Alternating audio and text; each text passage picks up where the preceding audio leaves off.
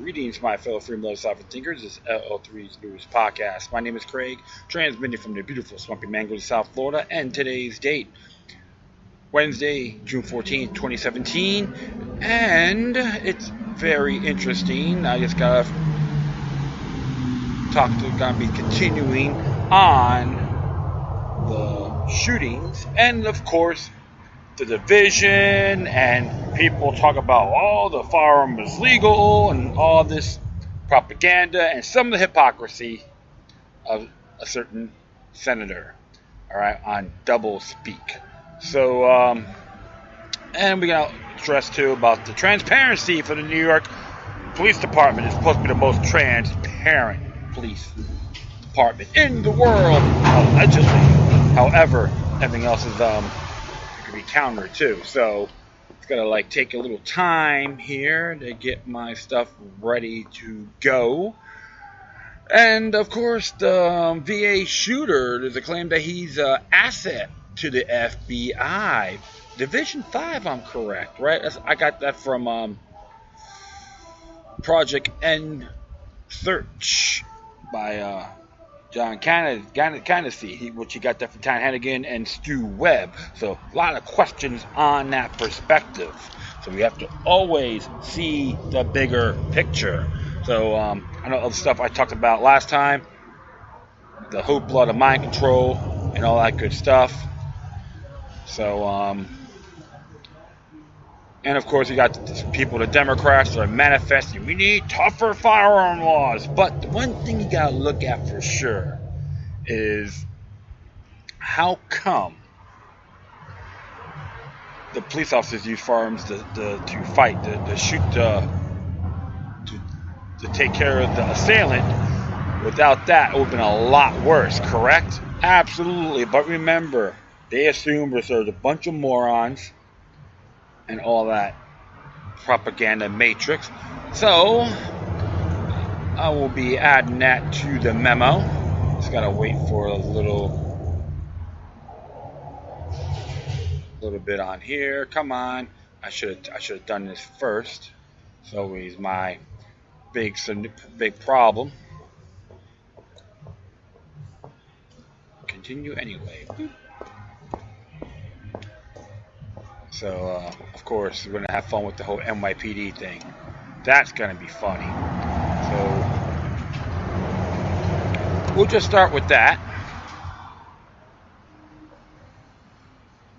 For sure.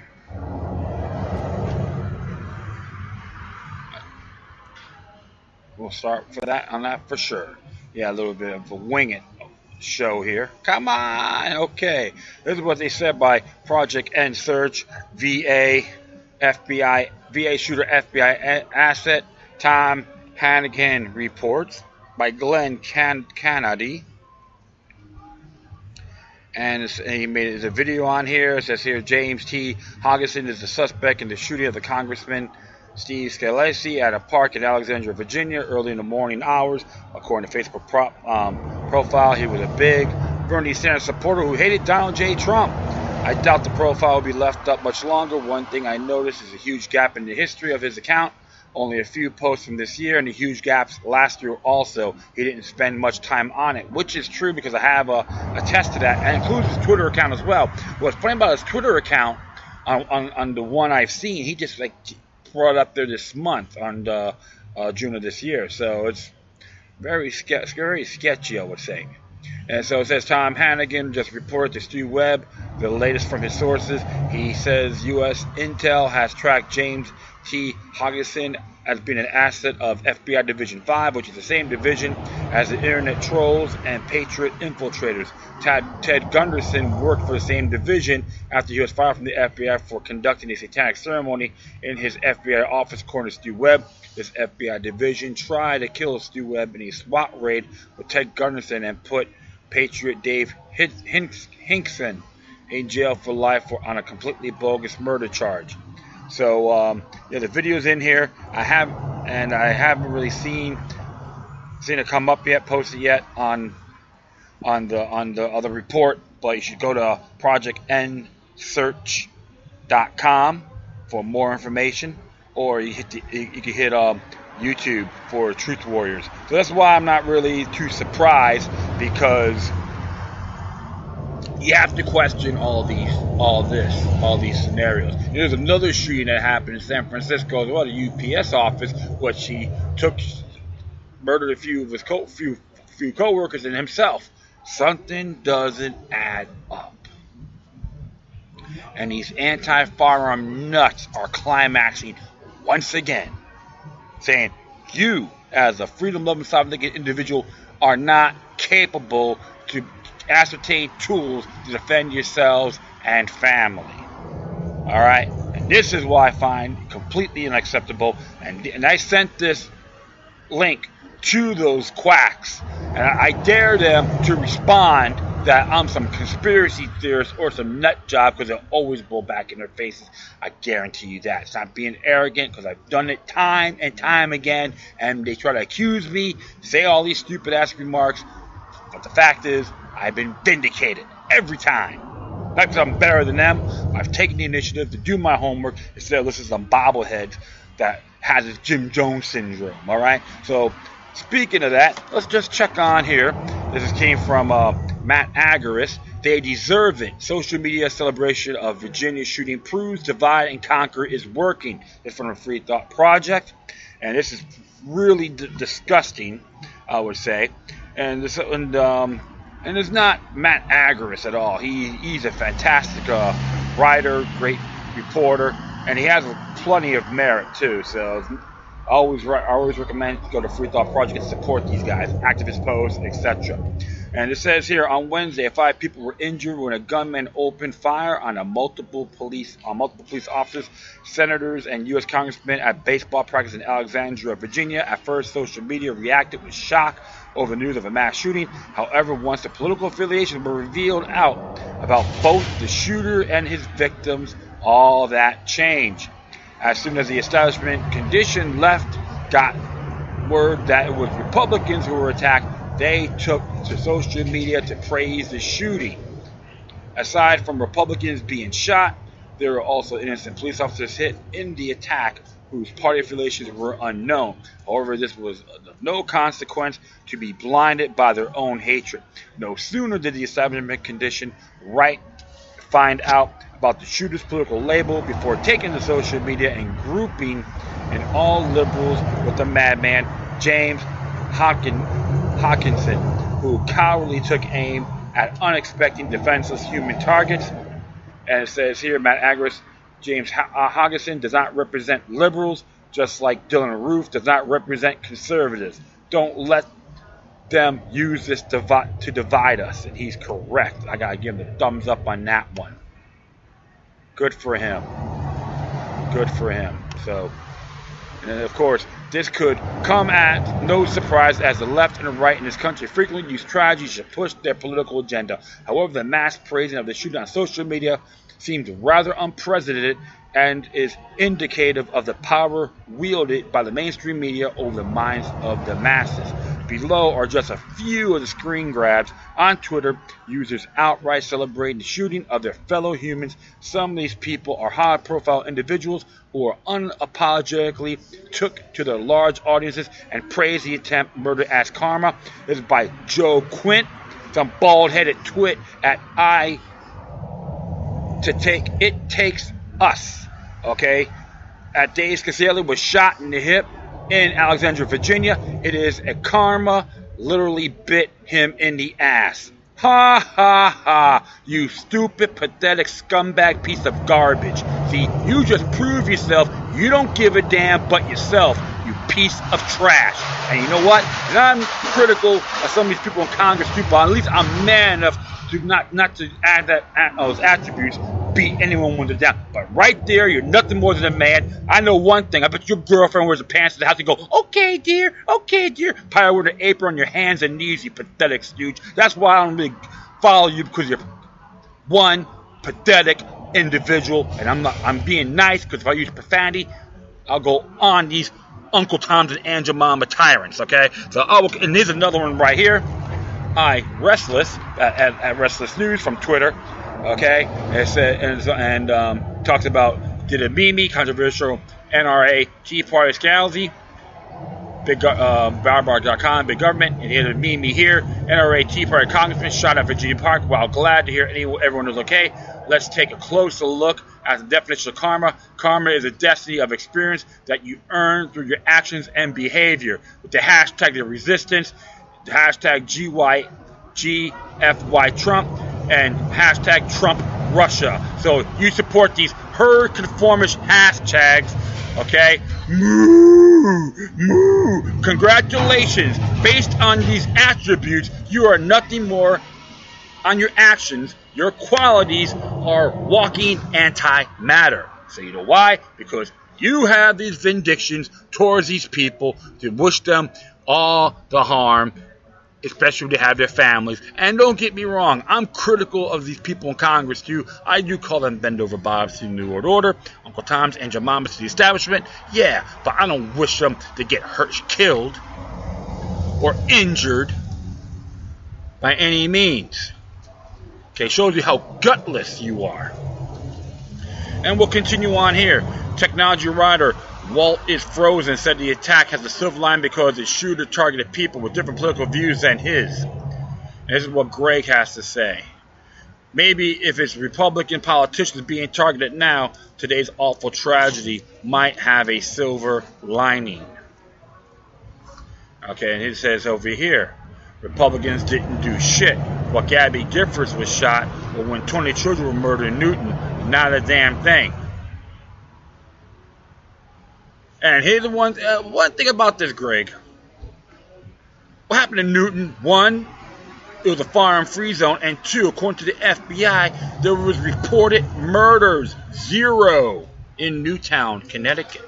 As not being a conspiracy theorist, but it's in its own documents. So if you want to take the initiative on reading it, FBI.gov, 2012 crime rates. In 2012, look under Tablet 8 with Connecticut, and when you hit Connecticut, go to Newtown, it says 0 murders. If not, shut your trap. And hear him ranting again, clamming as usual. It can't be surprising that a country that shrugs at every mass shooting, some nut with a gun will finally target GOP politicians. Hey, he's like, if we don't have firearms, we'll be safe. Yeah, tell it to the communist Chinese during Mao Tse-tung's reign and Ken Hai-shek before that, nationalist China. This hasn't, and he keeps on ranting, this hasn't some unknowable statistic either. The people whose lives are threatened by the GOP know exactly who they are.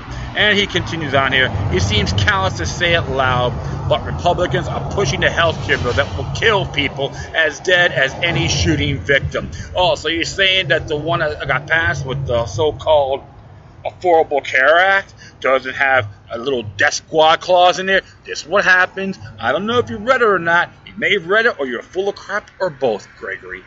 Walt is frozen. I think that's why I don't really go to your Twitter pages, because you guys suck. All right, I'll say that. I'm saying that bluntly. Much of the hate was directed right at Stephen Scalise over claims that he met with the KKK leader, former gubernatorial candidate of Louisiana, David Duke. Oh my goodness! It is true that Scalise admitted to attending a convention of the European American Unity and Rights Organization, or EURO, an organization funded by former Ku Klux Klan leader David Duke. However, meeting with someone is hardly grounds for calling for their execution. Charles Oakley. Well, that fucker deserves it. RT Hoist Nation News. David Duke's boy, Rep. Scalise, has been. I'm going to shoot some hoops, okay? You go, but you do, Charles Oakley. Do me a favor. Go look up stuff from Dr. Walter Williams. Be more articulate, okay? Your fine print is unmeritable. Others took this opportunity to claim gun rights advocates deserve this sort of thing because they want a right to defend themselves. Leon Trotsky, what has to say here, at 1976 St. Etienne, police stopped middle-aged white men with a gun in Alexandria. When will the ban on them people come from the White House? Second Amendment supporter, love karma. And he kept on going here. Alexandria is a direct result of Scalise's vote and teabagging beliefs. Love karma. That's all for you vote Trumpsters. No whining. Representative Scalise got exactly what he voted for. Bummer or comma. Either way, good for him. And he keeps on going. Before I get all weeping about Alexandria, I like to know the NRA and gun control records of those politicians. Often we weep what we sow. So they're saying it's just been done because of people's freedoms. You're just part of the same knucklehead that believe that they're the same thing on them because they attack us because okay, that makes a lot of sense. Sonia Gupta, a former prosecutor from Louisiana, knows that Scalise deserves to be shot because he went to the meeting mentioned above. This is what she has to say. Before you start dropping your knees to pray for Steve Scalise, remember that he's a racist piece of shit and a hateful bigot. Oh, and you're chosen by God, right? And of course, Mark Gramble, this is not your controversial take, though, is it? And she laughs, haha, no, I'm not stupid enough to share that opinion publicly, but you probably know me well enough to figure it out, Mark. Well, hey, I'm glad I don't really go to your Twitter because you probably suck donkey balls anyway. All right, we'll continue on here. Malcolm Harris, if the shooter has a serious health condition, then taking pot shots at all GOP House leadership considered self-defense? I guess his favorite comedians, the late Gary Shandling. Dry humor, dumbed down, and proud. Regardless of your political views, advocating for extrajudicial assassination of your political foes is the tools of terrorists. It also serves further undermine any relevance of your ostensible political stance. Humanity's interests are not served by praising death and destruction. And on a deeper note, most people get that notion. However, when divide and conquer techniques like the left-right paradigm comes into play, people shed their humanity and wrap their brains with the flag, leaving them mentally blind and unable to emphasize. For the majority Americans, the United States political system is seen as a football game. Anytime there's a party in power, it is their winning and the other party, our team, is losing. But what most Americans fail to see, that both teams have the same owner. That owner cares not about which one of the team is winning, just as long as it's one of their teams in the game. Americans are constantly bombarded by the mainstream media to tell them to hate each of their choice of political puppet they support in the White House. All while at those same talking heads spouting out hate-filled rhetoric are all part of the same team, the establishment. When stoking divide through their puppet politicians and their Petronian guard in the corporate media over issues of gay marriage, abortions, transgender bathrooms, and gun rights, the master and the establishment continues business as usual. That business is expanding in war, enriching the elite, and growing a police state and empire. The people come to blows over scraps thrown to them from the table of an elite, all the while ignoring the entire reason they came to each other in the first place. Their TVs told them to. If the TV says pull down your pants and get it in the rear to get a promotion, they go, okay, this TV station said so. Absolutely. The controlled politicians, the rigged system, and the elite are not some of the vast conspiracy as much as they are the tendencies of the state in general. As long as the system exists, that allows government forces to be brought and sold for the benefit and privilege of a few. These atrocities will continue. The money shoved into the pockets of politicians on behalf of special interest groups, aka bribery, has become so mainstream and widely accepted that no one even bats an eye at the billions doled out of their elected officials on behalf of lobbyists. Donald Trump just went to Saudi Arabia and approved their weapons to deal with the country who was found to be complicit in the support of the 9/11 terror attacks. They also gave he and his family lots of money. Exactly. That's something to be critical about, right? Absolutely. But like the show I did last night, the Senate dropped it. Okay, so we'll just keep on going here. If you're one of those people who sees Washington DC as the Don King boxing match that it is, then you are doing something right. You are likely a reader of the alternative media. You probably don't watch massive amounts of television, and you likely have a thirst for a lesser ignorance. You also most likely know how futile violence is against the most well-armed army and police state in the history of the world. As John Whitehead said, writing for the Rutherford Institute, there is no place in our nation for the kind of armed revolution our forefathers mounted against a tyrannical Great Britain. Such an act would be futile and tragic. We are no longer dealing with a distant imperial king, but with a tyrant of our own making, a militarized, technologicalized, heavy finance bureaucratic machine that operates beyond the reach of the law. Those who initiate and support such violence will be complicit in growing the hellish police state that will inevitably ensue as a consequence of their actions. It will start a war in which the people are the enemy. We can simply look back to 9/11 as an example of what is to come if this violence continues. Prior to 9/11, the TSA did not exist. Indefinite detention did not exist. The NSA did not spy on American citizens. The people weren't given armored assault vehicles, and Americans could not be assassinated without trial. If these acts of aggressive violence against the state continue, we can expect to see what little civil liberties are left to be whisked away in the name of protection from the domestic terror threat. We can expect to see peaceful activists rounded up and detained indefinitely. What can expect to see homes raided of individuals who are speaking out against the state. We will see more and more checkpoints and less unmolested travel. No, this battle will not be won with weaponry, as the U.S. spends more annually on defense than the next 13 largest militaries in the world combined. This is why we must win the hearts and minds of the people within the state. We must expose as much of their violence and corruption as we can, for that what it garners support, not murder.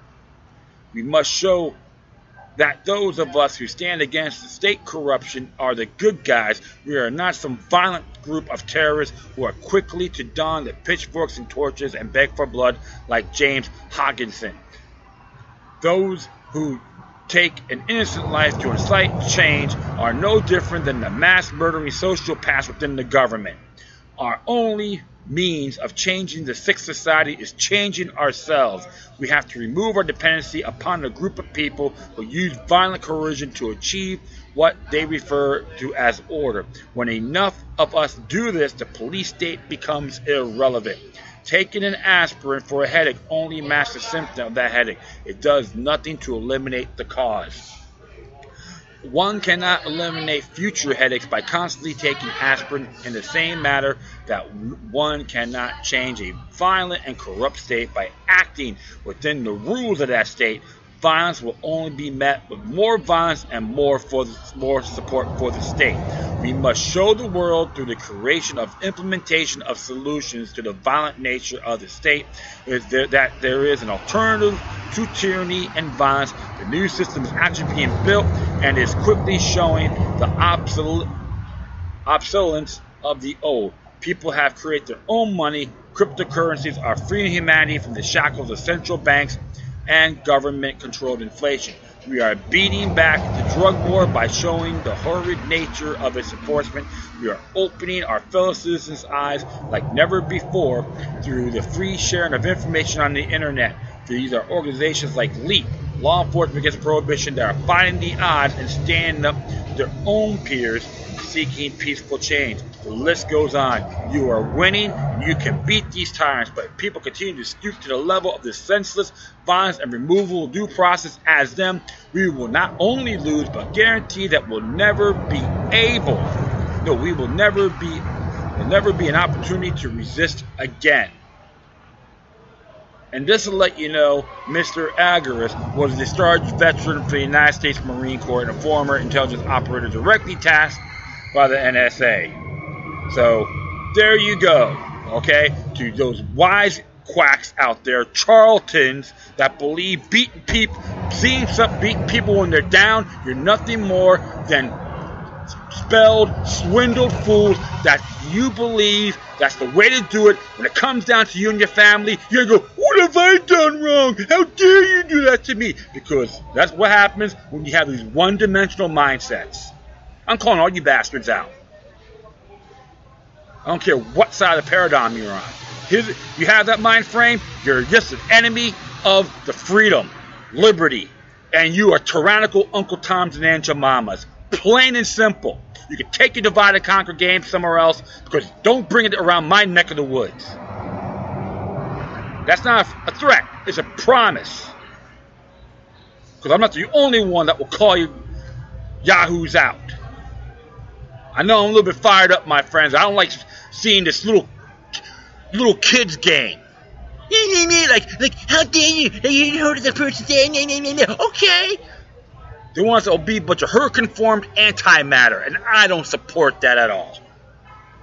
I got enough to say that I'll be ranting on this all day long, and let's just hit this other site, okay? From all those folks out there that Bernie Sanders made a nice statement that he condemns the shootings, but check this out. This is from Reason.com, and it says here, Bernie Sanders linked political rhetoric to violence when right wing, not when perpetrated by his own volunteer. Senator Bernie Sanders today reacted to hearing news that a congressional body baseball shooter James Heneghan was a volunteer on his own presidential campaign, with a somber and unequivocal statement that he was sickened, that violence of any kind is unacceptable in our society. And you can watch it here. There's a video on that by PBS Hour. All right. Sanders did not choose in this moment to stand up and denounce the increasingly violent rhetoric coming from the left wing of American politics, and appropriately so, as I argued after Jared Loughner's deadly Arizona shooting rampage in 2011, and again as recently as last month, responsibility for the acts of violence lies with the perpetrators, not unconnected persons engaged in political hyperbole. No matter how deranged the latter, I wish was such post-Loughner restraint had been shown by Bernie Sanders himself. On January 11, 2011, 3 days after Loughner shot Representative Gabriel Giffords, Democrat for Arizona, and murdered 6 people. That includes Judge Roe. All right, that includes Judge Roe. Sanders sent out a fundraiser email that, among other things, criticized Senator John McCain for not doing more to condemn a right-wing political rhetoric expert. Nobody can honestly express the surprise that such a strategy finally occurred. Congresswoman Giffords publicly expressed concerns when Senator Penn on her website placed her district in the crosshairs of a rifle and identified her by a man below the image as an encouragement to Palin supporters to eliminate her from Congress. In the light of all of this violence, both actual and threatened, is Arizona a state in which people who are not Republicans are able to participate freely and fully in democratic process? Have right-wing reactionaries, through threats and acts of violence, intimidate people with different points of view from expressing their political positions? My colleague, Senator John McCain, issued a very strong statement after the shooting in which he condemned the perpetrator of the attack. I commend him for that, but I believe Senator McCain and other Arizona Republicans needed to do more. As the elder statesman of Arizona politics, McCain needed to stand up and denounce the increasingly violent rhetoric coming from the right wing and exert his influence to create a civil political environment in his state. You can click on the link for the full context. I'm not going to waste my time reading it, so please, you can do that. One can only imagine his level of vituperation had Loughner been, say, a Senator Palin volunteer, as I predicted back then. This will not be the last time political violence will be perpetrated or attempted during the Obama's presidency or those of his successors. So the pattern is worth committing to memory. Terrible deed prompts premature finger-pointing. Partisans immediately blame their own images on the other side of the aisle, and endless oxygen is expended debating an undefilable climate of violence allegedly created by political expression. And further, most of the people calling for new tones for a rhetorical disarmament in the discussion of politics will be motivated, but not by an equal opportunity antipathy to non-empirical hyperbole, but by a partisan revulsion at access from side of those beliefs they happen to find distasteful. On days like this today, it's worth engaging in a little self-inventory to see how you reacted to political violence that was aimed at the opposing team, if in one case assigns responsibility to the shooter and not the political opponents of the targets. You really ought to do so in others. Any talks of hyperbolic rhetoric then becomes secondary through still interesting issue. Yes, so with all due respect, Bernie Sanders, you need to speak across the board. Okay? So, you know what? I know I'm not creative with this voting record either, alright? So, and some of his actions like this. So you know what? You need to put a lid on it. Say stop the hatred, period, across the board. If you're a real true freedom lover, Bernie, exercise your oath of office. Don't play double speak games because it will bite you in the butt. And even your Sanders supporters are already mad at you for selling your rear end to Hillary Clinton's entourage. All right. So next one here. This is interesting. This came back from Mike Snyder's The Most Important News, and this whole scenario here is Democrats are already using the shooting of Scalise to call for more gun control. Of course, there's nothing new at all. The left never let a good crisis go to waste. Within the hours of the shooting of U.S. Representative Steve Scalise and other Republicans at the baseball field in Virginia, top Democrats were already calling for more gun control. Of course, the shooter, 66-year-old James Heneghan, is from a state that already has some of the toughest gun laws in the entire nation.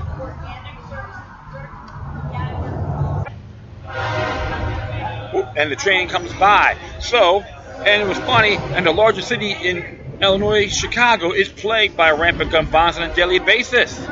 That's right. Alternatively, crime rates tend to be very low. Rate of gun ownership are very high. Up here, North Idaho, anyone that would dare to break into a home at night would have a very, very short criminal career. Gun owners are the #1 crime deterrent, but liberals still don't understand this. Of course, because they only in their dreams. Only in their dreams to make their work gun free. Trust the government, pull down their pants, and polish apples as you can. Many of them, of course. Alright, I'll proceed here. I'm being sarcastic because it has to be done. Every time an Islamic terrorist or a crazed leftist starts shooting people, the left immediately pounces on an excuse to start promoting gun control again. For example, just consider what Virginia Governor Terry McAuliffe has to say hours after the shooting. Virginia Governor Terry McAuliffe advocated for stricter gun laws on Thursday, and after Representative Steve Scalise and several others were shot in a baseball field in Washington suburb of Alexandria, Virginia. I think we need to protect more of all of our citizens, McAuliffe said at a press conference. I have long advocated this is not what today is about, but there are too many guns on the street. We lose 93 million Americans a day. What? 93 million Americans a day to gun violence? Sorry.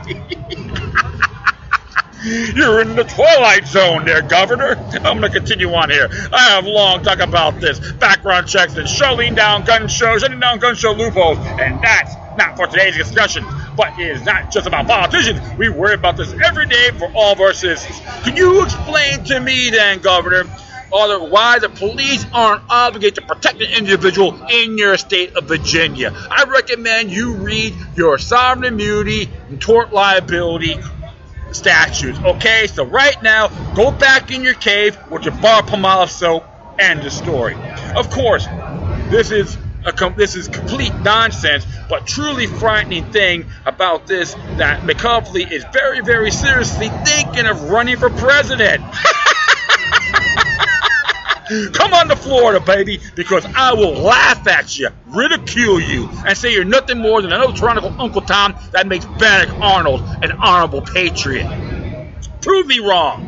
In fact, well, from what I hear is a near certainty that Bill Clinton's best friend will run for 2020 if Hillary Clinton does not. Oh, so that is funny. So you're going to have if you get endorsed by him, you're a part of the CFR. In other words, a bend over Bob to the New World Order. And if many liberals had their way, even the police would be disarmed. But if the Capitol Police at that baseball field had not been armed on Wednesday, there would have been nobody to stop James Heneghan from killing one member of Congress after another. Senator Rand Paul from Kentucky described the chaotic scene to Fox News viewers like sitting ducks. Without the Capitol Police, it would not have been a massacre, Paul said, calling the scene sort of a killing field. In fact, Senator Paul believes nobody would have survived if the Capitol Police had not been there to shoot back. Hopefully you gun control fanatics are listening to this show. I can tell you that I think, but without absolute certainty, nobody would have survived without the Capitol Police. They saved everybody's life. Incredibly brave and deserve everyone praises, because with this guy who knows how heavily armed he was, but nobody had a weapon. So he was just killing everyone he would have. They deserve our gratitude for saving. It would have been a massacre without them. It could have been a worse tragedy in the history of the United States Congress, even with such quick response by the Capitol Hill Police. Representative Mo Brooks said Heneghan still got off 50 to 100 rounds. Behind third base, I see a rifle. I hear Scalise over the near second base scream. Brooks said. While all this is going on, Steve Scalise, our whip, was lying on the ground near the second base position, crawling into the right field, leaving a trail of blood. Brooks said the gunman was using the dugout as cover at an estimate.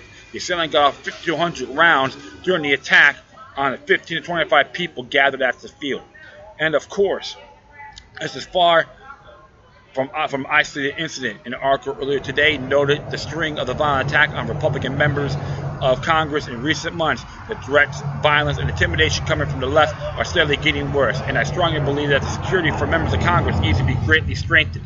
In the past, we mainly had to be concerned about security for the president, vice president, and a handful of others, really high-profile targets, but now every single member of Congress is a potential target. I also still believe that all members of Congress should be allowed to be armed no matter where they travel. Alternatively, a Secret Service detail could be assigned to each one, but that would be quite expensive. What is clear is that the limited security that we have gotten away with in the past for members of Congress simply is not going to work any longer. James Heneghan fully intended to kill every single Republican member of Congress on that baseball field. So if there is anyone out there that disagrees with me, I would ask you carefully consider this eyewitness account from Representative Mike Bishop. As we are standing here this morning, a gunman walked up the fence and just began to shoot. I was standing at home plate and he was in the third base line. He had a rifle that was clearly meant for the job of taking people out. Multiple casualties, and he had several rounds of magazines that he kept unloading and reloading it, firing it. The only reason which any of us walked out of this thing, by the grace of God, one of the folks had a weapon to fire back and give us a moment to find cover. Because we have the inside, we were inside the backstop, and we haven't have the cover by a brave person who stood up and took a shot at themselves. We would not have gotten out there that every one of us would have been hit. Every single one of us. The bad guys are already going to be able to find weapons, and more gun control is never going to be the answer. In this case, I'm so very thankful for the guns that were at the baseball field, because they saved a lot of lives today. And you know what? I have to agree with Mr. Snyder, because I will back him up 100% on this. Because truth of the matter is, my friends, a lot of lives were saved. It would have been a lot worse. Okay? Great, fantastic example, I can tell you. Look up the St. James Church massacre that happened around July 25th, 1993. Mass of 1,000 people at the church. Bunch of terrorists, groups of men in there, threw grenades, taped up with shrapnel. Injured a lot of people. One man had a .38 snub revolver. 5 shooter. Took a while, but you know what? He saved over 900 lives that night. They ran like cowards. And you know what's interesting about that? According to Charles Van Vick, they were connected to the African National Congress. Let's give you an example. So to that ass-white governor, McAfee, whatever his name is, that's a prick's name, excuse me. I'm just a little bit fired up today, my friends. Forgive me on this. McAfee, yeah. Little twit that he is. Don't even do yourself a favor, Governor. Don't run for president because you will be humiliated. I'll guarantee you that. Don't even come to Florida. Don't even think twice. Because it will blow back in your face. We'll be laughing at you. See how weak and pathetic you are. And to all those other knuckleheads out there, these treasonous imbeciles that believe tougher firearm laws is going to prevent this from happening, you're in a wet dream. Nothing's going to be perfect. I'll guarantee you that. But I know one thing.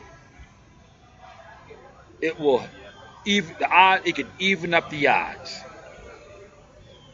when people learn to shoot back at criminals. Assailants that want to hurt innocent people. Regardless. And like I said, I'm critical of a lot of people, Republicans in Congress as well. But a lot of those people believe they deserve to die. Nothing more than blasphemous parasites. And I will continue on here to the next show here.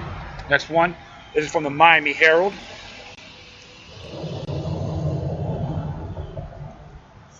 And it's by Anita Kumar. Shooter likely used an semi-automatic automatic rifle not banned by law. A man who shot a top Republican lawmaker at baseball practice Wednesday likely used a semi-automatic rifle not banned by law, and a fact that will not set off yet another debate over gun control in America. Federal and Virginia laws do not prohibit the possession of semi-automatic weapons if they are used for lawful purposes, including hunting. A congressional ban on certain types of rifles expired in 2004 after 10 years. Virginia allows carrying loaded semi-automatic weapons equipped with the magazine that will hold more than 20 rounds of ammunition in certain publications, but permit is required. Failing to have a permit is a misdemeanor. Multiple witnesses, including several members of Congress, described the gun as a long rifle, possibly an AR-15 or AK-47, which is a light weapon, which are also called assault weapons. A used car salesman pitch, right? A term gun rights groups oppose in favor of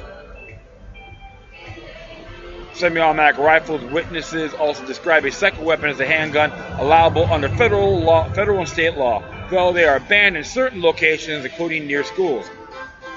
Representative Mike Conway, Republican from Texas, said he saw what appeared to be an AR-15 lying in the grass after the shooting. The assailant's other gun looked like a 9mm pistol, he said. Bureau of Alcohol, Tobacco, Farms, and Explosives is conducting traces on a rifle and a handgun, according to the FBI. Police declined to identify the number or type of weapons used. It is a possible rifle, but it's not a semi-automatic. Despite the numerous witness statements, the possession of that weapon will also be permissible under law. Moms demand action. Americans should be able to attend baseball practice without threats of being shot. We all deserve better. Yeah, like I said,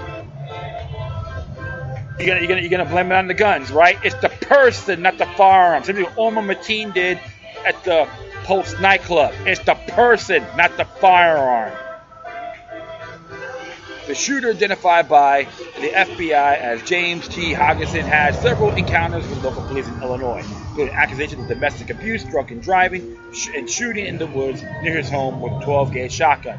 It is unclear where Hodgson, who has been living in Alexandria, Virginia, more recently bought the gun. He had a valid firearm owner's ID, allowing him to purchase a gun in Illinois, meaning he underwent a background check. Virginia does not require a similar permit for purchase or only carrying for a concealed weapon. This depending on where he bought the guns and whether he purchased them at all. His name was likely run through a database designed to prevent those who are barred from owning guns to buy one. Yet the National Instant Background Check System is missing millions of mental health and drug abuse records. Yeah, it's government, go figure.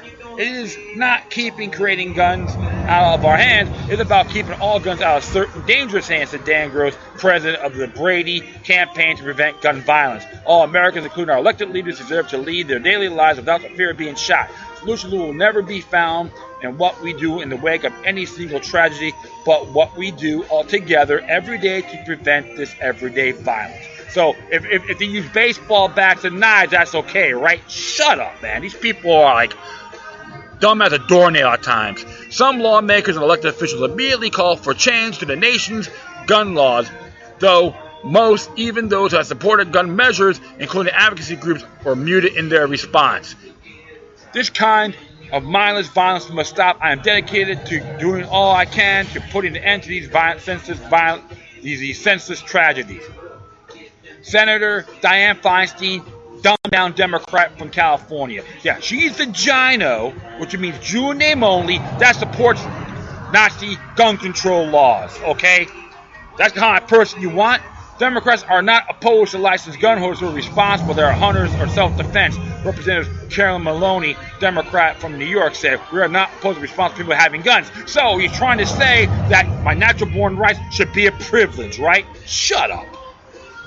Domestic Democratic Virginia Governor Terry McAuliffe, they had a long advocate for background checks for all gun purchases and said several times Wednesday that he continued to believe changes are needed. There are too many guns in the street, he said. Yeah, but I got a question for you. The criminals are using it more, dummy. So you know what? Like I said before, don't run for president. I'll be laughing at you all the way around town. I even backed Rick Perry. I bullhorned his ass in 2011. I'm not afraid to do it to you, all right?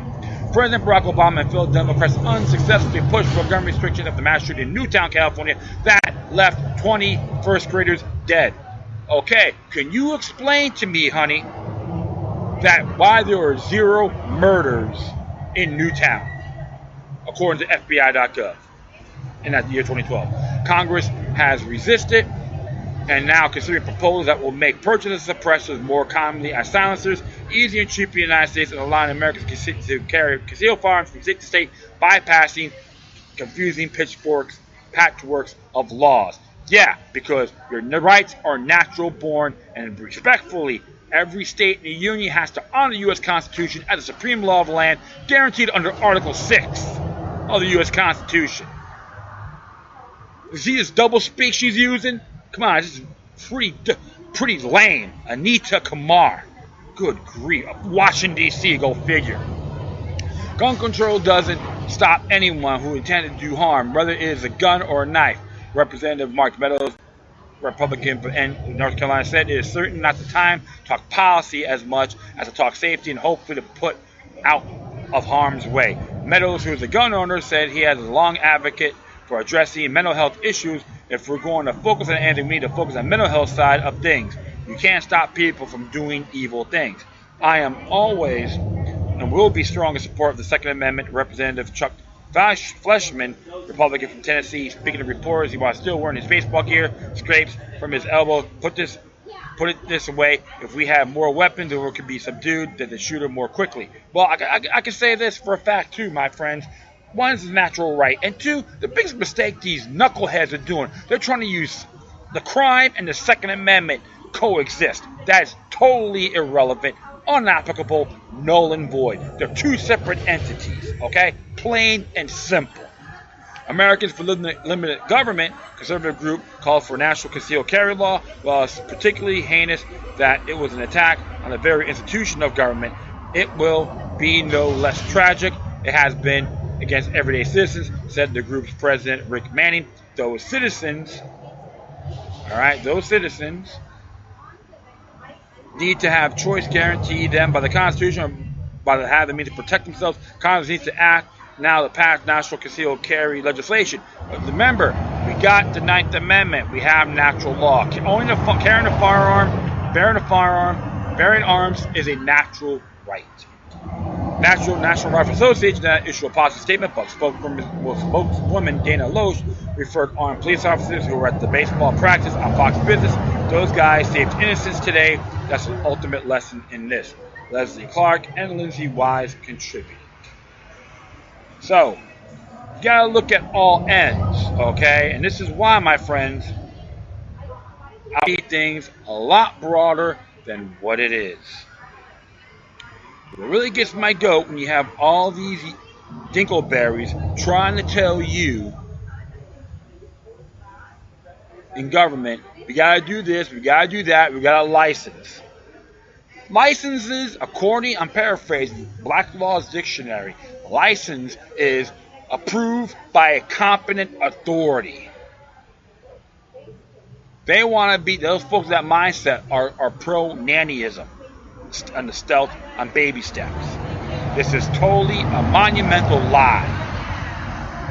They've done it to people who are African American, free or not, during the days of the 1800s and so forth. They weren't allowed to carry firearms. That included northern states like Maryland.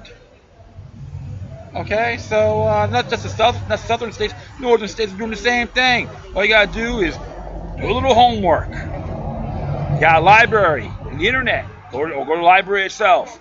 I'll tell you all about it. So you know what? It's legal, but what does that got to do with the person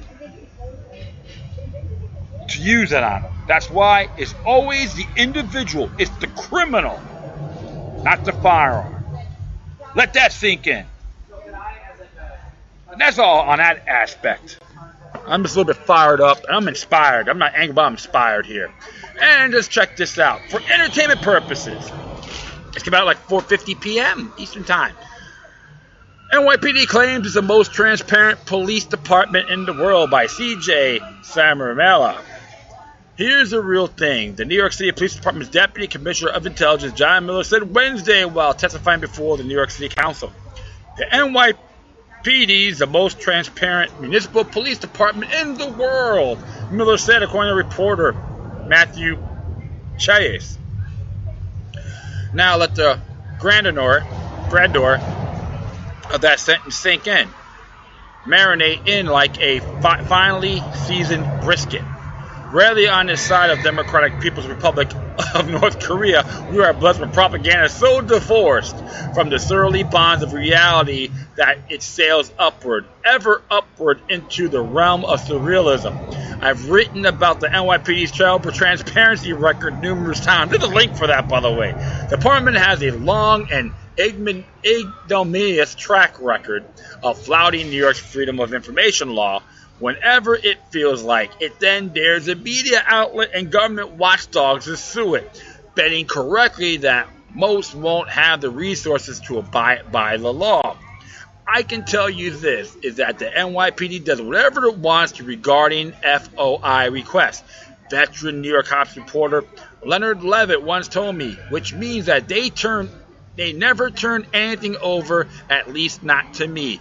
Only time they did, I respond, when I got the New York Civil Liberties Union involved. Yeah, so they wanted you to fight and just bone-dragging assholes.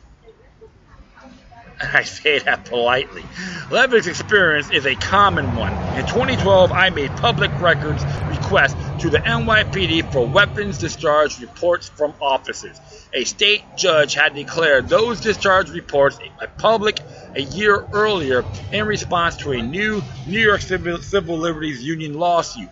Yet the NYPD first ejected my FOIA request, and then, when I appealed, pointing out the court's very clear ruling, simply never responded. The NYPD rejected a similar request from reporter Sean Musgrave in 2015.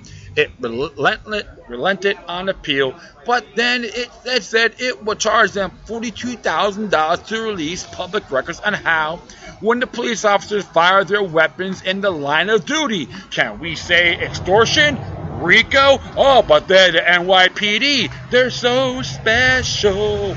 Okay, and we'll continue on here. In February, the NYPD rejected the request from the New York Daily News records on the public and open trial of an officer charged with manslaughter, claiming that it is expansive interpretation of officer privacy rules prohibited their release. The NYPD once used the same officer privacy exemption to deny a request. I filed seeking records on how many times cops lost their badges or guns or had them stolen. There is an ongoing lawsuit by 2 Muslim men seeking NYPD surveillance records on them in response to their FOIA request. The NYPD told them it could neither confirm nor deny the existence of those records. The NYPD is now fighting in court for the right to hide the very existence of public records. That's right, New York City, your tax dollars at work. Keep it up!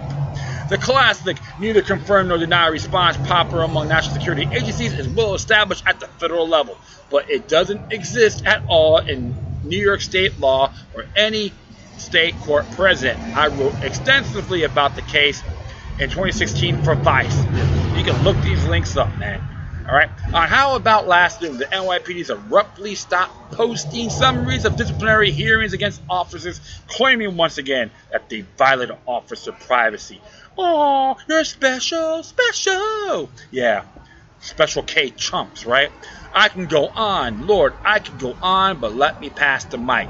The fine folks over at the News and Public Records Clearinghouse website, Muck Rock, have also collected a number of instances where the NYPD has been, well, less than most transparent police department in the world, including the time it denied the request for the department's public records handbook.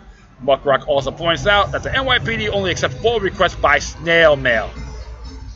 A sizable chunk of Muckrock's budget is stamped for requests sent to the NYPD, so until the agency gets on board with the marvels of email, they have no right to call themselves the most transparent police department in New York, much less the world. Muckrock's J. Pat Brown writes, Miller's statement, by the way, refers to a bill being floated by the city council that requires the NYPD to disclose information on its surveillance technology. The NYPD opposes the bill. C.J. Samarella is a criminal justice reporter at Reason. So, you know what? Remember, it's government. Another governmental delegate trying to tell you, we don't have it. They want to lie to your teeth. They say, we got the badge. You're the piece of garbage. So you know what? I go, I love New York. When self-defense is a crime. I love New York. Where everything they have to hide. I love New York. Where the people will get treated on. See, that's how I look at New York City at times. Don't get me wrong. There's an awesome, great amount of people that live there. A lot of folks I love dearly. I'm not going to condemn everyone that's in the New York Police Department. There are some good people in there, but you got these tyrannical butt lugs that show they are less manly than Benedict Arnold. That's right. All tough and bad, but Benedict Arnold was more honorable than those tyrannical douchebags, criminal elements in that particular institution. So you know what? People in New York, a little rebellion now and then is good. They need you more you need them. Go back to your natural-born rights, because the fact is this: the NYPD aren't obligated to protect you as an individual. Just look up the subway stabbings by the one gentleman who got stabbed to death. I forgot the name on top of my head, unfortunately. And they said the police rescued him, but he said they didn't do a damn thing. And of course, Michael Bloomberg, former Bloomberg, New York's finest, standing like a posing giant that he is. And even de Blasio is another hypocrite that he sold his ass to one-word order by doing the Strong Cities Network. So this is what you got to look at, my friends, about an example of tyranny on a local level. And you know what? That is it. I thank everyone for listening to this show. Plus, feel free to download and share us throughout your social media networks. If you have any questions, comments, or you may send me something that's interesting, that would be awesome. Whatever you do, please send your correspondences with decorum. You can hit me on Facebook, Twitter, Google+, Spreaker, iHeartRadio, Tumblr, YouTube, Freedoms Network, Minds.com, Scene.life, FutureNet.club, or Patreon.com/local3rd if you want to be a sponsor, donate money, and all that. I'm not desperate, but it would be greatly appreciated. In addition, you can email me at LokiLuck3@gmail.com, which is number 3 altogether, or you encrypted fans, LokiLuck03@protonmail.com. Alright, my friends, thank you for your time once again. Plus, always remember that the demoniac resistance is helping Clouseau and can liberate humanity. Until next time, take care of yourselves. Keep on spreading love, and may your guardian spirits be with you.